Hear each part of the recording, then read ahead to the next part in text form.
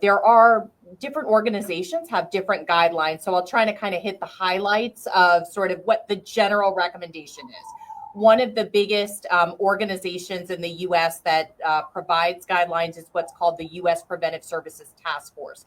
And so those are folks that bring together experts to help look at the data, the science of what we know, to talk about what makes the most sense for the population overall. And as Dr. Ashanda mentioned, the population overall is overall, but there may be individual circumstances. And so I want to kind of balance, that information as well.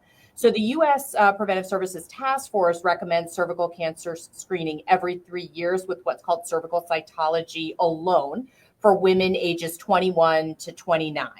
And then for those that are ages 30 to 65, there's kind of a different series of options. And here's where really having that relationship with your provider and having those discussions is really important for what do they feel most comfortable with? What do you feel most comfortable with? But some of the options are screening every 3 years with what's called cervical cytology alone, or every 5 years with human papillomavirus testing alone.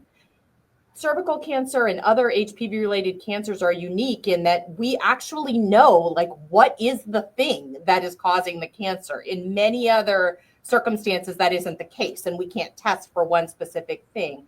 Or every 5 years, what's called co-testing. So doing both the cytology as well as the HPV test. And again, kind of having those conversations with your healthcare provider, the guidelines that they may follow, which might slightly differ, but the general gist is the same.